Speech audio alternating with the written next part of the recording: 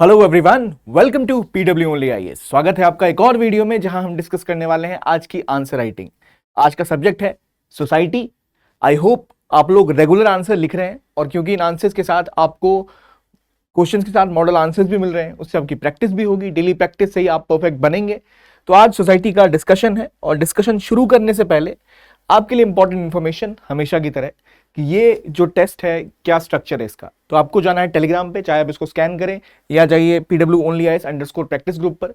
वहां आपको मिल जाएंगे मेंस के क्वेश्चंस जिसका आपको आंसर लिख के सबमिट करना है। उसके बाद आपको वहां पर उसके मॉडल आंसर्स भी मिल जाएंगे। तो जाइए जल्दी और अपने आंसर्स को सबमिट करिए। जो बेस्ट कॉपी होगी उसको रिव्यू भी किया जाएगा। तो please go ahead and submit it in that group of Telegram onlyis_practice group.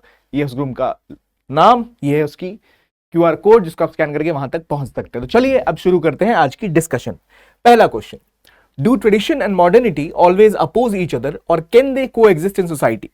Comment. अब बहुत बेसिक सा क्वेश्चन है। इंडियन सोसाइटी अगर आपने पढ़ा है तो जब हम भारत के बारे में पढ़ते हैं तो एक ऐसा देश है जहां पर ट्रेडिशन भी है और मॉडर्निटी भी है। तो सवाल ये कह रहा है कि क्या ट्रेडिशन और मॉडर्निटी दोनों एक दूसरे को अपोज करते हैं या दे कोएग्जिस्ट इन सोसाइटी? कमेंट। अब आपका क्या मत है इसके ऊपर? 10 मार्कर्स से आप 150 से 200 वर्ड्स में इसको आंसर करेंगे। तो how do you see tradition and how do you see modernity? क्या दोनों एक दूसरे के खिलाफ है या कभी वो साथ में कोएग्जिस्ट करते हैं? In India what we witness modernity भी है और ट्रेडिशन भी है। जैसे आप गणेश पूजा की बात कर लो और वहां पर अब आप देखते हो क्या होता है, मॉडर्न एस्पेक्ट्स में कैसे जुड़ गए। वहां पर आप इको फ्रेंडली आइडियल्स का इस्तेमाल करते हो। Just to give an example, India में आप ट्रेडिशन की बात करते हो, जॉइंट फैमिली सिस्टम,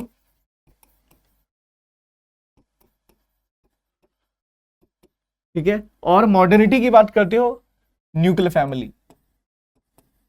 भारत में उसके बीच का एक एक्सटेंडेड जॉइंट फैमिली बन चुकी है जहां वो डिस्टेंस होने के बावजूद कहीं ना कहीं से जुड़े होते हैं। तो यहां आपको दिख रहा है वो कोएग्जिस्ट कर रहे हैं। लेकिन क्या कहीं ऐसी जगह है जहां उनके बीच में एक अपोजिशन भी है? तो ये देखिए, जब आप क्वेश्चन लिख रहे हैं तो इस क्वेश्चन के आंसर में आपको क्या लिखना है? पहले आप एक इंट्रो डालेंगे। इंट्रो में आपको बेसिकली वहीं पर इंट्रोड्यूस कर देना है कि कैसे ट्रेडिशन और मॉडर्निटी एक दूसरे को अपोज करते हैं कहीं कहीं, लेकिन हमेशा नहीं। तो वहां आपने एग्जाम्पल में पहले अगर बोल दिया yes they tend to oppose each other but we witness them coexisting in the society as well, and then in the body part आप उसको एक्सप्लेन करोगे। अब यहां मैंने आपको दो एग्जांपल जो आप इजीली मेंशन कर सकते हो, पर apart from that if you look at what is your model answer, अब देखो इससे एग्जांपल बहुत सारे हैं मॉडर्निटी और ट्रेडिशन के, उनके कोएग्जिस्टेंस के, पर इनके अपोजिशन के क्या एग्जांपल है? जैसे मॉडर्निटी का सिस्टम है लिव इन रिलेशनशिप, तो मैरिज एज इंस्टीट्यूशन उसके खिलाफ कहीं कहीं खड़ा होता है। रिलीजन और इंडिविजुअल राइट्स कुछ जगहों पर, कम्युनिटी राइट्स एक दूसरे के खिलाफ अपोजिशन में खड़े होते हैं, लेकिन इसका मतलब ये नहीं कि वो हमेशा खड़े होते हैं। फॉर एग्जांपल कलेक्टिव नॉर्म्स है और इंडिविजुअल राइट्स है, उनके बीच में एक टसल रहता है। वो हो गया आपका वो पार्ट जहां आप मेंशन करेंगे क्या विरोध है दोनों के बीच में। तो जरा इस क्वेश्चन को देखिए, ठीक है, वही बात है, आपने यहां एक्सप्लेन कर दिया कि अपोजिट्स की तरह देखा जाता है, लेकिन ट्रेडिशन कस्टम में होता है और मॉडर्निटी जो है वो नए आइडियाज से बनती है, लेकिन क्लैश होने के बावजूद उन लोगों के बीच में एक समन्वय देखने को मिलता है। ठीक है, कहां पर क्लैश करते हैं, कहां साथ आते हैं। क्लैश का तो बहुत सारे उदाहरण है, चाहे आप इंडिविजुअल लिबर्टी की बात करो और कम्युनिटी नॉर्म्स की बात करो, इसमें आप बात कर लो इंटरकास्ट इंटर रिलीजियस मैरिजेस की, इसमें बात कर लो वुमेन राइट्स के बारे में, इसमें बात कर लो मॉडर्न आइडियाज के बारे में, जेंडर एग्लिटेरियनिज्म के बारे में, पैट्रियार्की के बारे में, सबरीमला वर्डिक्ट की आप बात कर लो, आप बात कर सकते हो टेंपल लंचिंग मूवमेंट के बारे में, आप बात कर सकते हो क्रिमिनलाइजेशन ऑफ ट्रिपल तलाक के बारे में, आप बात कर सकते हो इसके अलावा जो मस्जिद में एंट्री चाहती है महिलाएं उसके बारे में। ठीक है, आप बात करते हो कैसे पीरियड्स में वुमेन को किचन एंटर नहीं करने दिया जाता, रिलीजियस जो प्लेसेस है मंदिर वहां एंटर नहीं करने दिया जाता। Again it's straight away conflict. Scientific temper और सुपरस्टिशन उसके बीच में कॉन्फ्लिक्ट है। Some religious practices are in a way very superstitious, directly conflict में है मॉडर्निटी के वो। ठीक है, साइंटिफिक टेम्पर के खिलाफ जाती है, मॉडर्निटी के खिलाफ जाती है। आप जहां बात करते हैं मॉडर्निटी में रीजन के ऊपर, साइंटिफिक टेम्पर के ऊपर, वहीं ट्रेडिशन आपको कहता है बिलीफ और फेथ के ऊपर, जक्सटापोज्ड अगेंस्ट ईच अदर। तो इसीलिए दोनों के बीच में टेंशन है, पर वो साथ साथ कोएग्जिस्ट भी करते हैं। जैसे भारत की इकोनॉमी डिजिटल है लेकिन उसमें इंडिजिनस क्राफ्ट है। भारत के रिलीजियस फेस्टिवल्स जो हैं वो इको फ्रेंडली हो रहे हैं, उनमें हमने मॉडर्न एस्पेक्ट्स को भी जोड़ा है। आप कंटेम्प्रेरी सिस्टम में आपका जो भारत में धर्म सिस्टम फॉलो होता है, कॉन्सेप्ट ऑफ धर्म, रिलीजियस ट्रेडिशनल का कॉन्सेप्ट है, पर जस्टिस के मॉडर्न कंसेप्ट के साथ भी वो को एग्जिस्ट करता है। आप पंचायत सबसे पुराना सिस्टम है दुनिया का, one of the most oldest system of governance, वो आज आपके मॉडर्न डेमोक्रेसी के साथ साथ मिलकर चलता है। इसी तरह आप बात कर सकते हो रिफॉर्मिस्ट वॉइसेस जो आपके ट्रेडिशन के अंदर ही होते हैं। तो आपके पास ये बहुत सारे एग्जांपल्स आ गए। Again you don't have the space to write each and every example. 4 example भी आप नहीं लिख पाओगे, आपको 3-3 एग्जांपल देने हैं, जहां वो साथ में और जहां अगेंस्ट है। पॉइंट ये है कि जैसे ही आप क्वेश्चन को अगर देख रहे हो तो ये एसेंशियल नहीं है कि जो मॉडर्न आंसर का एग्जांपल है वही आपको यूज करना है। अगर आपको कोई और एग्जांपल याद आता है तो वो भी यूज कर सकते हैं, हमेशा यूज कर सकते हैं। तो डोंट वरी अबाउट दैट, ठीक है। तो इस चीज का ध्यान आपको हमेशा रखना है। अगले क्वेश्चन पे आते हैं। Despite sustained economic growth, poverty in India remains a multi dimensional persistent phenomena analyse. यहां देखिए, इकोनॉमिक ग्रोथ सस्टेन्ड है भारत की, हमें भी पता है, लेकिन उसके बावजूद पॉवर्टी इंडिया में मल्टी डायमेंशनल है और एक परसिस्टेंट फिनोमेना है। अब यहां देखिए क्लियर कट ये एक ऐसा क्वेश्चन है जहां आपके पास डेटा होना चाहिए। पॉवर्टी की बात आ गई, वुमेन एम्पावरमेंट की बात आ गई, हंगर की बात आ गई, एजुकेशन की बात आ गई, हेल्थ की बात आ गई। इसके ऊपर ऑलरेडी हमने वीडियोस बनाए हुए हैं जहां आपको डेटा चाहिए, स्पेसिफिक डेटा, ताकि आप आंसर को अपने सब्सटेंशिएट कर पाओ। इस क्वेश्चन में पहले आप इंट्रोडक्शन में सेट करोगे भाई कैसे हमने इकोनॉमिक ग्रोथ पाई है लेकिन पॉवर्टी उतनी रिड्यूस नहीं हुई। तो आप ये लिखोगे भाई 6% हमने लगातार 2 डिकेड से ग्रोथ प्राप्त की है, लेकिन उसमें एक बड़ा पीरियड था which was jobless growth and which has not been able to uproot India's poverty। तो अभी भी आप ह्यूमन डेवलपमेंट इंडेक्स में 134वें रैंक पे पड़े हुए हो। सीधा आपने लिख दिया इंट्रो में, स्टैब्लिश हो गया फैक्ट कि हाँ ग्रोथ भी है लेकिन मल्टी डायमेंशनल पॉवर्टी भी है। अब जब बॉडी का पार्ट आता है तो वहां क्या पूछा जा रहा है? यहां पूछा जा रहा है एनालाइज करने क्यों ऐसा है। तो रीजन में आप जाओगे तो रीजन में आप देखोगे कि भाई दिक्कत क्या है, क्योंकि आपने फोकस किसके ऊपर किया है? इकोनॉमिक ग्रोथ के ऊपर, नॉट ऑन डेवलपमेंट के ऊपर, जिसकी वजह से आपका प्राइमरी हेल्थ केयर सिस्टम, आपका न्यूट्रिशन सिस्टम वो बहुत तरह लचर स्थिति में है। तो आप बात करोगे यहां पर कैसे इसकी वजह से आपका जो स्टंटिंग है, वेस्टिंग है और मेल नरिशमेंट है, बच्चों में भारी मात्रा में उपलब्ध है, अभी भी उपलब्ध क्या है, बहुत भारी मात्रा से उससे लोग पीड़ित हैं अभी भी। You can witness those things. Then you have NFHS का डेटा जो कहता है 35% से भी ज्यादा जो बच्चे आपके इंडिया में वो अभी भी स्टंटेड हैं, अंडर 5। ऑलमोस्ट 50% जो आपकी महिलाएं हैं, हर 2 में से 1 महिला वो एनीमिया से पीड़ित है। आपके देश में अभी भी कई राज्यों में there you can say inequality and unbalanced growth. तो वो भी आप मेंशन करोगे, डिस्पैरिटी है अर्बन रूरल के बीच में। 85% जो हमारा वर्कफोर्स है वो किस सेक्टर में है? इनफॉर्मल सेक्टर में है। जब इतना बड़ा आपका तबका इनफॉर्मल सेक्टर में काम करेगा तो वहां पर वो कैसे फिर जाकर आगे बढ़ पाएंगे? यही आपको डेटा भी शो करता है। और खासतौर पे उसमें जो SC/ST कम्युनिटीज हैं वो तो और बुरे हालात में हैं, जो इनफॉर्मल सेक्टर में भी हैं, उनके पास कोई प्रोटेक्शन भी नहीं है, so they are at the worst level. इसी में आप बात करो आगे कि ये पॉवर्टी क्यों रह रही है, क्योंकि इनइक्वल डिस्ट्रीब्यूशन ऑफ ग्रोथ है। जैसे हमने पहले देखा टॉप 10% जो है आपका इंडिया का, वो 77% पॉपुलेशन का जो वेल्थ है वो रखती है। रीजनल डिस्पैरिटीज बहुत ज्यादा है। न्यू दिल्ली की पर कैपिटा इनकम आप बिहार के साथ कंपेयर कर लो, भारी अंतर है। वेलफेयर प्रोग्राम्स में बहुत ज्यादा लीकेजेस है। वेलफेयर प्रोग्राम जिस तरह से टारगेटेड होने चाहिए उतना टारगेटेड नहीं है, उसमें प्रॉब्लम है। तो ये आप देख सकते हैं 41 करोड़ लोग अभी भी मल्टी डायमेंशनल पॉवर्टी से निकले हैं, लेकिन इसके बावजूद we have persistence of poverty across India that has to be resolved। ठीक है, अगले क्वेश्चन में आते हैं। What are key challenges in integrating tribal communities into the mainstream without eroding their distinct identity? Question क्या पूछ रहा है, क्या की चैलेंजेस हैं जिसके तहत आप ट्राइबल कम्युनिटीज को मेन स्ट्रीम के आइडेंटिटी के साथ मेन स्ट्रीम में जोड़ नहीं पा रहे without eroding their distinct identity? अब देखिए सबसे बड़ी प्रॉब्लम क्या है, जब आप सोसाइटी पढ़ते हैं तो एक टर्म होता है संस्कृताइजेशन, जो लगाया जाता है कि भाई कई जो ट्राइबल ग्रुप्स हैं वो जब आपके मेन स्ट्रीम में जुड़े तो उनकी संस्कृताइजेशन की वजह से उनकी जो प्रैक्टिस है, उन्होंने जो मेन स्ट्रीम प्रैक्टिस है उसको अडॉप्ट कर लिया। तो कई जगह उनकी जो कॉमन प्रैक्टिस थी वो इरोड हो गई। वहीं कई जगह ये भी देखने को मिलता है कि जो ट्रेडिशनल प्रैक्टिसेस हैं उसको भी मेन स्ट्रीम ने अडॉप्ट कर लिया, कई रिलीजियस रिचुअल्स को। तो वो 2 वे प्रोसेस है। लेकिन ओवरऑल जब भी आप ट्राइबल कम्युनिटीज को मेन स्ट्रीम में डालने की कोशिश करते हो तो यहां आप जरावा ट्राइब्स की बात कर लो, can you put them into mainstream Andaman Nicobar से?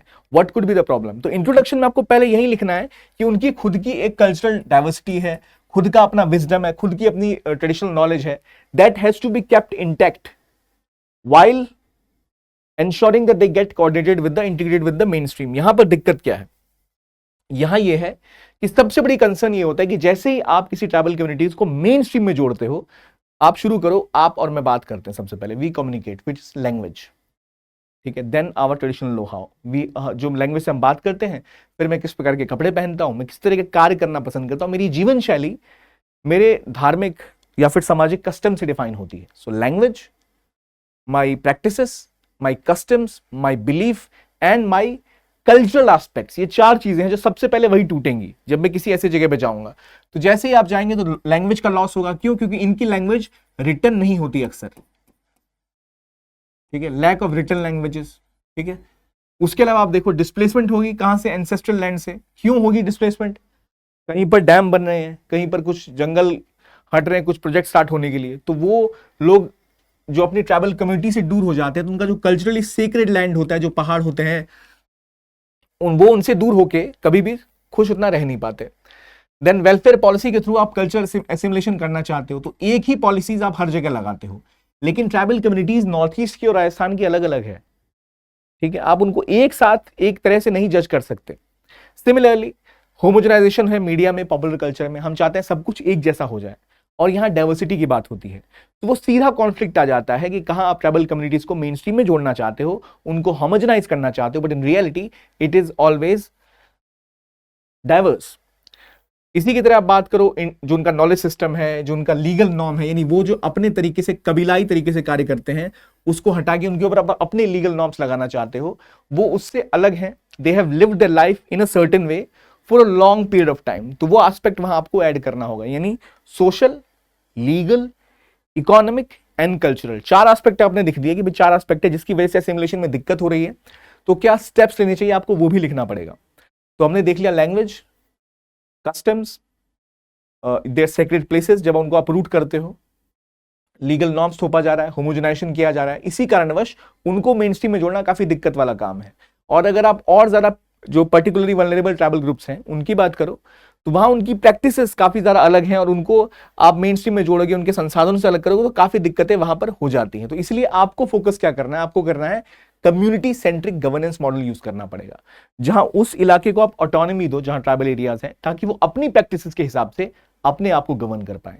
You should have multilingual inclusive education, you should have ecologically aligned livelihoods, और आपके पास लीगल रिकॉग्निशन होगा ट्राइबल राइट्स का। लीगल रिकॉग्निशन ये होगा कि वो जिस जंगल में रह रहे हैं, आप एफआरए का एक्ट लाके कहो कि भाई अब तो जो ये राइट्स है, फॉरेस्ट राइट्स तो हमारे पास रहे ही नहीं, तो वो कंसर्न है, तो इस चक्कर में वो नहीं होना चाहिए, उनको उनके राइट्स मिलना चाहिए। और यही बात है जहां कटकारी ट्राइब का हैबिटेट राइट रिकॉग्नाइज किया गया महाराष्ट्र में, तो उसी प्रकार से जो अलग अलग ट्राइब्स हैं उनके राइट्स को रिकॉग्नाइज करना बहुत ज्यादा जरूरी है। अगर हम ये कर पाते हैं तो इवेंचुअली वी कैन से कि हाँ हम इसको हैंडल कर पाए। और असली इंटीग्रेशन कंक्लूजन में क्या होगा? What is true integration? True integration must respect there autonomy and culture while addressing development deficit so that they can be brought into the mainstream without impacting their core values and their way of life। ये अगर आप conclude करते हो, it showcases that how you have handled it. तो इसी में आप पैसा की आप बात कर लो, जो कॉन्स्टिट्यूशन के अंदर है, जो प्रोविजन वहां पर है, जो गवर्नमेंट की स्कीम है, आप उसकी बात कर सकते हो। तो इस तरह के स्टेप्स लेने जरूरी है, तभी जाकर आप कह पाओगे कि चीजें गवर्नमेंट हो या फिर पॉलिसी मेकर्स हो, वो बिना ट्राइबल कम्युनिटीज की आइडेंटिटी को इरोड किए बिना उन्हें मेन स्ट्रीम में जोड़ रही हैं। अब देखिए, अगर आपने आंसर नहीं भी लिखा और आप ये वीडियो देख रहे हैं, तो पॉइंट ये है, जब मैं इस क्वेश्चन को देखूं, let's say globalisation does not erase identities but reconfigures them, discuss this statement in the context of emerging youth culture in India. अब आपको मान लो ये क्वेश्चन का आंसर नहीं पता, ये टॉपिक आपने नहीं पढ़ा, मैं आपसे पूछता हूं इस क्वेश्चन में क्या पूछा जा रहा है? ग्लोबलाइजेशन की वजह से आइडेंटिटीज इरेज नहीं होती बल्कि रिकॉन्फिगर होती है, उसको इमर्जिंग यूथ कल्चर के हिसाब से बताना है। बेस्ट एग्जांपल मैं आपको देता हूं इसका। समोसा देखा है आपने? कि कहां का है फूड? वो इंडियन फूड रहा है काफी सदियों से, वो हालांकि ओरिजिन इंडिया में नहीं है। आपने चीज समोसा कभी सोचा था होगा? आज है, ठीक है। वो क्यों हो रहा है? क्योंकि आपके दो फूड कल्चर्स मिल गए। अब मैं और आप बात करते हैं, जो कपड़े मैंने पहने हैं वो इंडियन कपड़े नहीं है, वेस्टर्न कपड़े हैं, बट क्या हमने कपड़ों का इंडो वेस्टर्न नहीं बना दिया? बना दिया। वेस्टर्न ड्रेस है, एक इंडियन ड्रेस और एक इंडो वेस्टर्न है, वो भी बीच में आ गई। सो आज के लोग जो है, क्या वो अपने रिलीजन में नहीं मानते? मानते हैं, but have they not modernized? Yes, we have modernized as well. So we have created a hybrid system. तो ये क्वेश्चन वही बात कर रहा है कि जब ग्लोबलाइजेशन हुआ, भूमंडलीकरण हुआ, जहां स्पीडिंग अप हुई कम्युनिटीज के बीच में, जहां और ज्यादा इंटरेक्शन हुआ अलग अलग कम्युनिटीज के बीच में, तो उससे आइडेंटिटीज जो जहां की थी वो खत्म नहीं हुई बल्कि रिकॉन्फिगर हो गई। तो कैसे आज की यूथ कल्चर के हिसाब से आप उसको देखते हो, तो इसका बेस्ट एग्जांपल है आज के टाइम में आप हिंदी का इस्तेमाल करते हो लेकिन टाइप कम करते हो, टाइप आप इंग्लिश में करते हो, बट हिंदी में इंग्लिश के कुछ शब्द जुड़ गए, इंग्लिश में हिंदी के कुछ शब्द जुड़ गए, आइडेंटिटी घूमी लेकिन वैसी ही घूमी। फिर आप रिकॉन्फिगरेशन की बात करो, सबसे बड़ा एस्पेक्ट है जैसे मतलब हाइब्रिड आइडेंटिटी, लिंग्विस्टिक पॉलिसीज। फिर आप बात करो जो डिजिटल सब कल्चर बन रहे हैं, जहां पर कई जगह आपको जो सूफिज्म की बात कर लो, भजन की बात कर लो, उस पर रैप हो रहा है, ठीक है। आप बात करो जो आइडेंटिटी बन रही है, कंज्यूमर आइडेंटिटी बन रही है। अब एक टाइम पर क्या था कि आप अभी देखो तो जो टूथपेस्ट है तो वहां भी आप बात करो कि वेदा की, कोयला है, ये अथर्ववेद या रिलीजियस कॉनोटेशंस की बात होगी। आप इमामी के प्रोडक्ट्स को देख लो, तो हर तरह से आप देख रहे हो मॉडर्न प्रोडक्ट को भी आपने ट्रेडिशन के साथ जोड़ के रखा है, ठीक है। आप जब आप बात करो पॉलिटिकल अवेयरनेस की, तो वो भी रिकॉन्फिगर हो गई है। अब आपकी पॉलिटिकल अवेयरनेस ऐसी हो गई है जहां आपने अपनी आइडेंटिटी को तो नहीं छोड़ा, लेकिन आपने मॉडर्न प्रैक्टिसेस को उसमें ऐड कर लिया। जैसे अब आप ये नहीं कहोगे कि मेरे घर में जो मेरी पत्नी है उसके पास वोटिंग राइट्स नहीं होने चाहिए, या मेरी जो बहन है उसके पास इक्वल राइट्स नहीं होने चाहिए। आप मानते हो कि हाँ, women should have equal rights. You believe protection, environment को प्रोटेक्ट भी करना कूल हो गया है, ठीक है। पहले वो कूल नहीं था, अब कूल हो गया है, और होना भी चाहिए। एक बेहतर लाइफस्टाइल, नए सोशल नॉर्म्स, जेंडर सिक्योरिटी के हिसाब से एलजीबीटीक्यू कम्युनिटीज को एक्सेप्टेंस मिलना, सबकी करियर एस्पिरेशंस होना, और कैसी करियर एस्पिरेशंस होंगी वो भी चेंज हो गई। इट इज नॉट जस्ट कि आप डॉक्टर इंजीनियर बनो, आप कुछ भी बन सकते हो, सोशल मीडिया इन्फ्लुएंसर बना सकते हो। It showcases that youth culture has seen a reconfiguration because right now the interaction is through technology, through digital platform, so jobs and opportunities have come up through digital platforms as well. So we have seen reconfigurations. Food culture की बात कर लो, family relationship model की बात कर लो, अब हम open marriages तक आ गए हैं, लिव इन रिलेशनशिप में आ चुके हैं। We are also witnessing nuclear families. So these things have shown that despite of having nuclear families, their extended family members still have that contact with them. तो आपने nuclear family का जो चलन है वो वेस्ट से कॉपी किया, वैसा मॉडल आ गया आपके देश में क्योंकि लोग दूर रहने लग गए। लेकिन आपने ये सिस्टम फॉलो नहीं किया, अपने चाचा को ही आप नहीं जानते कि चाचा ताया सबको आप जानते ही जानते हो। So you have adopted it but not given up on your own. So your roots are still where they were while you're growing. You have kept your roots intact. So you have reconfigured your identity, जिसमें आपने नए features, नए आयामों को अपने साथ जोड़ा है, सोसाइटी ने जोड़ा है, लेकिन अपने रूट्स को वो नहीं भूले। That is something you have to discuss about it. So अगर आप नॉर्मली भी 5 पॉइंटर्स बना सको, 5 एग्जांपल दे सको, फूड कल्चर की बात कर सको, ठीक है। बर्गर जो होते हैं ना, बर्गर्स मेनली वो बीफ और पॉक के बर्गर मिलते हैं अमेरिका में, इंडिया में नहीं मिलते क्योंकि इंडिया में कोई खाएगा नहीं। तो वी हैव वेज बर्गर्स, जो उनके कह रहे हैं वेज बर्गर ये क्या चीज है, बट इंडिया में वो बना। और आप अमृतसर जाओ, पूरी तरह से वेजिटेरियन है मैकडॉनल्ड्स, वहां पर KFC भी वेजिटेरियन मिल जाएगा। That's how they have to change themselves to suit Indian culture, ठीक है। तो हल्दी दूध को वो अब आजकल एक उसका भी एक उन्होंने अपनी ड्रिंक इजाद कर ली है, दूध में हल्दी डाल के हम पीते हैं तो उसको कुछ और कहते हैं। So we are witnessing that fusion of things, music का फ्यूजन हो गया, कल्चर का फ्यूजन हो गया, प्रैक्टिसेस का फ्यूजन हो गया, we are witnessing in our society. Moving on to next one, discuss the role of social media in shaping empowerment and exploitation of women in contemporary Indian society. Role of social media. What is the role of social media? दो चीजें पूछे यहां, empowerment भी and exploitation भी।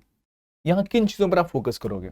तो पहली बात अगर मैं आपसे बोलूं, इंट्रोडक्शन में क्या लिखोगे? इंट्रोडक्शन में सिंपल लिखोगे, it plays a dual role, जहां पर it has given voice to a large section of women, empowered their economic and social reach, enhancing them, but has also created gender inequalities and आप कह सकते हो increase the practice of racism, bullying and online manipulation and online harassment of women। तो आपने introduction में set कर दिया दोनों ही पैराडाइम। अब आप बॉडी में आओगे जहां आपको इसके बारे में डिटेल में डिस्कस करना है। अब देखो दो पार्ट हैं क्लियरली, पहले आप बताओगे कैसे एम्पावर कर रहे हैं। तो it's a platform for voice and expression, they can go ahead and put forward their views and expression, they can gain viewership, they can push their entrepreneurial skill, they can have livelihood opportunities। आप कुछ companies का नाम ले सकते हो जहां women entrepreneurs को lead किया है। Information, digital feminism, mobilization of legal social reform, skill building, education, ये वो चीजें हैं जो लगातार सोशल मीडिया की वजह से महिलाओं को और ज्यादा आसानी भी है। महिलाओं के साथ समस्या सबसे बड़ी क्या थी, पैट्रियार्की में मोबिलिटी कम होती है, they can not go outside the house, but now they have got the mobility, they have got the mobility without going out. Social media के थ्रू वहां बैठे बैठे पूरी दुनिया घूम सकती हैं, so that mobility has supported them. पर एक्सप्लॉयटेशन भी हो रहा है, online harassment, trolling, morphed images, deep fakes, cyber stalking, surveillance, bullying, leakage of personal content, public shaming, character assassination, mental health challenges. यहां पर आप एग्जाम्पल भी दे सकते हो कि कैसे इन चीजों के द्वारा महिलाओं को प्रताड़ित भी किया जाता है और क्या इसका सोल्यूशन है, वो आप कंक्लूजन में लिखोगे कि you have to ensure that you have proper laws for the protection of women and you use them to counter any attempt at harassing women. That has to be taken, and proper steps need to be taken by the police and by the cyber police to ensure that it has been properly implemented and safeguarded. Next question. Despite legal reforms and growing awareness, family honor and societal expectation continue to dominate marital decisions in India, overriding individual choice. Discuss the broader implication of this practice and propose steps to balance tradition with individual freedom. अब यहां देखो, legal reforms हो गए, उसके बावजूद family honour and societal expectation continue to dominate. Honour killing क्यों होती है? इसी कारण होती है ना, सोसाइटल एक्सपेक्टेशन अभी भी डोमिनेट करें चीजों को। इसकी इंप्लीकेशन ये है कि स्टेप्स होने चाहिए ट्रेडिशन को बैलेंस करने के लिए फ्रीडम के साथ, अभी तक वो नहीं लिए गए हैं, तो ये जब तक नहीं होंगे तो हम फंसे रहेंगे। तो इसलिए जरूरी है कि मैरिज के बीच में जो फैमिली का यूनियन है उसके बदले में जो इंडिविजुअल है उसकी राइट्स, उसके प्रेफरेंस पर फोकस करना चाहिए, इसके बारे में सोशल अवेयरनेस बनानी चाहिए, तभी जाकर हम इसको कर पाएंगे। कुछ पॉजिटिव इंप्लीकेशन रहे हैं इसके, कि इससे ये होता है कि इंडिया में जो रेट ऑफ डाइवोर्स है कम है, कल्चरल कंटिन्यूटी बनी रहती है, हार्मनी बनी रहती है, it provides social support, it provides a way through which disputes और conflict can be resolve within the family, it creates stronger familial bonds, it makes a better support system for the children and the individuals as well. But the problems वो ज़्यादा कैसे हैं? Because of this system what you witness is that first of all right to choice और consent जो है व्यक्ति के पास वो साइडलाइन हो जाता है। परिवार ने कहा इनसे शादी करनी है तो करनी है, आप क्या चाहती हो या क्या चाहते हो doesn't matter, constitutional right है आपका has been taken away, so nobody protects you in that regard. Similarly you have suppression of intercaste interfaith marriages, क्योंकि आपको सिस्टम तो फैमिली वाला फॉलो करना है, family believes in tradition and traditions are such that you have to marry within your religion, within your caste and outside your gotra. तो social segregation जो है वो सेटअप है, तो उससे कभी भी आपकी फैमिली के स्ट्रक्चर में रह जाओगे, सोसाइटी इवॉल्व नहीं करेगी। हो सकता है there is someone who is more suited to you, someone who fall in love with who is not from your community, but if you keep following the same practice you might not marry him or her and you have to marry someone else. So that is a concern, and then you have seen due to this अभी क्या हो रहा है भारत में, honour killing के examples बहुत सारे दे रहे हैं, बहुत सारे केसेस ऐसे आ रहे हैं जहां महिलाओं के साथ प्रताड़ना की जा रही है, if they want to marry in their own with their own choice. Similarly psychological and emotional harm होता है, इंडिविजुअल्स को फोर्स किया जाता है शादियां करने में, और इसलिए इंडिया में अंडर एज मैरिजेस होती है, often being pushed by families to get married in a certain way. Then there is legal loophole and judicial delayed justice. कई जगह लोकल बायस होती है, पेरेंटल कंट्रोल का केसेस है, कहीं पर इसका पॉलिटिसाइजेशन होता है, खास तौर पे अगर आप LGBTQ हैं तो आपकी राइट्स को और रोका जाएगा और जेंडर इक्वालिटी को कम किया जा रहा है. हालांकि इंडिया में same sex marriages are not illegal, वैसे तो वो लीगल नहीं है, but they are not a criminal thing. Same sex people can live together, it has been decriminalised.